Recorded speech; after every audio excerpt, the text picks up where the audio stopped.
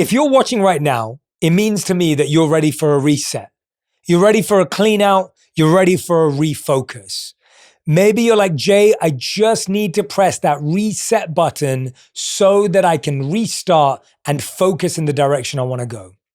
I have used each of these habits to reset when I've been tired, low on energy, feeling no momentum, and feeling no motivation, and I have no idea how anyone functions without them. In 7 days, you'll notice that these habits don't fight your life, they fit inside it. Each one meets you in the exact moment your mind starts to spiral. They don't demand more time, they reclaim the time your stress is already stealing. Small habits don't just change your days, they change the way your days feel. The #1 health and wellness podcast. Jay Shetty. Jay Shetty. The one, the only Jay Shetty. I have no idea how people get through their day without these habits. We all experience so much stress every day, whether you're running late for work, or a family member is creating drama, or you just had a falling out with a friend. These habits help you emotionally regulate no matter where you are. You can do these in bed, at home, in the car, on a bus or train, even in the bathroom. #1, breath work, specifically the 3-breath reset. We've all heard about breathing. We've all talked about breathing, but we don't realize the value it actually offers. I remember my first day at monk school when I saw a young monk teaching younger monks, and I was observing from afar. I then spoke to him afterwards and I asked him what he was teaching. He said it was their first day of school. And I said, well, what did you teach them on your first day of school? He said, well, what did you learn on your first day of school? I said, I think we learned like 1, 2, 3 or ABC. I can't even remember. He said, well, I was teaching them how to breathe. And I said, wow, that's incredible. And he said to me, this 10-year-old, 11-year-old monk, he said to me, when you're happy, what changes? Your breath. When you're sad, what changes? Your breath. When you're stressed, what changes? Your breath. He said your breath is connected to every emotion you experience in life. Your breath is the only thing that stays with you from the moment you're born to the moment you die. Your country you live in changes, your family changes, your friend will change, but your breath is always there with you. He said to me, if you learn to master your breath, you'll master your life. We undervalue how useful our breath is in managing emotion, in regulating stress.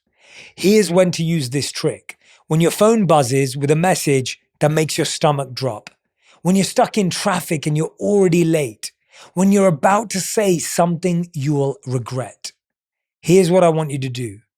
Take 3 deliberate breaths. In for 4 seconds and out for 6. The long exhales stimulate the vagus nerve, lowering heart rate and cortisol. It's the biological equivalent of hitting save before your emotions crash the file. And I know what you're thinking. Jay, I've heard it before, 3 deep breaths, it didn't solve the problem, I still had an argument with my partner. Here's the reality. It doesn't fix the problem, it fixes the state you're in while facing the problem. Running late for work? Take a deep breath. Stuck in traffic? Take a deep breath. Disagreement with your partner? Take a deep breath.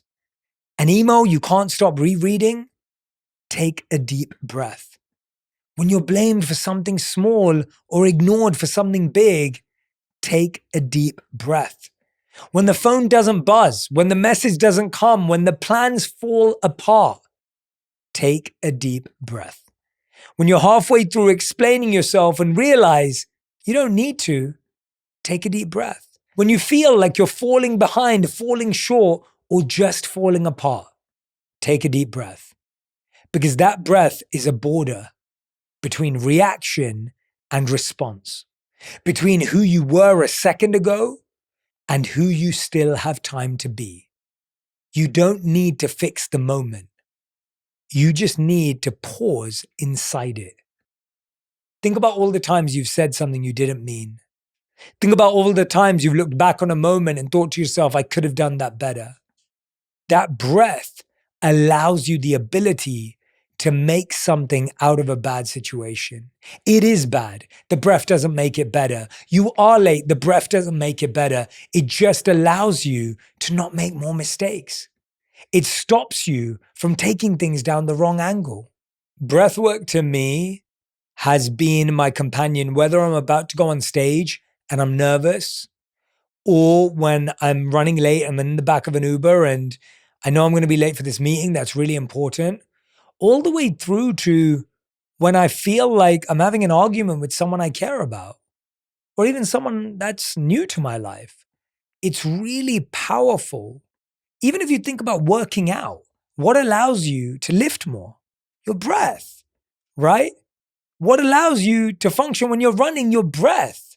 If you think about athletes, they can run for the amount of time they can and exert the energy they can because they monitor their breath. If you think about singers who hit incredible notes, musicians who play wind instruments, they can hit those because of the control of their breath.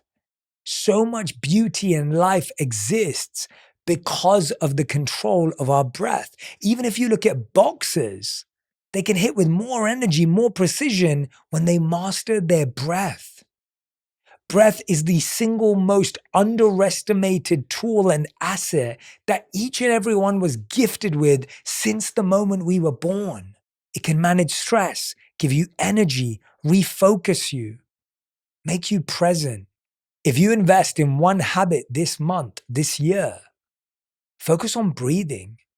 It will change the way you sleep, change the way you work out, change the way you eat. It's such an undervalued part of human life. And you don't have to pay for it. And it's easy to learn. Breathe in for 4 and out for 6 to start. Number 2, morning light, no scroll. When you're already scrolling before you've even left bed, here's how it works. Go outside of your doorway, outside onto the lawn, outside onto your back tiny balcony, whatever it is, even just a window. For 2 to 5 minutes, expose yourself to natural light. Morning sunlight aligns your circadian rhythm. This is chronobiology in practice. Your body clock resets through your eyes. Why does this matter? You stop starting the day in comparison and chaos.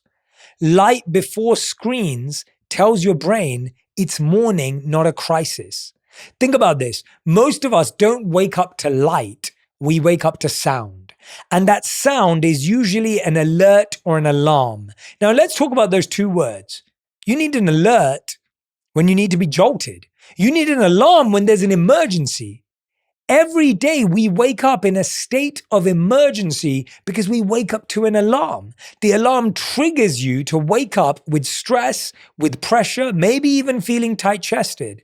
And all of a sudden you grab your phone in that moment and now you have everyone telling you what you didn't do yesterday, what you've got to do today, and what you forgot to do last week. We start our days at 0 if you slept well. And now when you pick up your phone, you've added news, negativity, and notifications. You're at a -3, and then you add noise to it, -4. For the rest of your day, you're simply trying to climb up back to 0.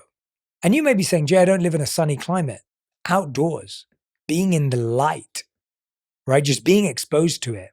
Remember, the sun and the moon and the darkness and the light were the way we knew whether it was night and day, and that's how we functioned. Today we work in the night and sleep in the day. But before, we followed that natural rhythm. The alignment you create when you don't look at your phone first thing in the morning just for 5 minutes. Just for 5 minutes. Your brain actually has the time to warm up. What's incredible is the ancient traditions of India talk about the practice of Surya Namaskar, which translates to sun salutations, to salute the sun. This is how people started their day. It was a ritual, a practice. Today, science has proved that starting your day off with sunlight is great for your circadian rhythm. Don't underestimate this free opportunity to start your day better than stress. We all want to feel better, to have more energy and more focus throughout the day. That's why I co-founded Junie, a sparkling adaptogenic drink made with powerful ingredients like ashwagandha and lion's mane. It's designed to boost your mood, support your focus, and give you natural energy, all without the crash. A new classic reimagined. We're so excited to officially launch our new lemonade iced tea flavor. When we created Junie, my goal was simple. I wanted to make drinks that help you feel balanced and energized without compromise. Our upgraded take on the classic Arnold Palmer is crisp, refreshing, and crafted with adaptogens to support energy, focus, and mood, all with zero sugar. Be among the first to try it. Available exclusively at drinkjunie.com, where you can use the code ONPURPOSE20 for 20% off your first order. Cheers to your daily mood boost. Number 3, I call this the 2-minute tidy. Maybe after a long Zoom call, when your desk looks like a crime scene. Maybe when you feel emotionally cluttered but don't know why. Here's how it works. Pick one small zone, your counter, your bag, your inbox, and give it 2 clean minutes. Visible order creates internal order. Small actions restore a sense of control and dopamine flow. And here's why it matters. When life feels messy, your environment becomes your mirror. Straighten the mirror, the reflection follows. Right? If you looked into a mirror and it was slightly tilted, or you have one of those ones that kind of move back and forth, you're not getting an accurate reflection. That's what your space can feel like.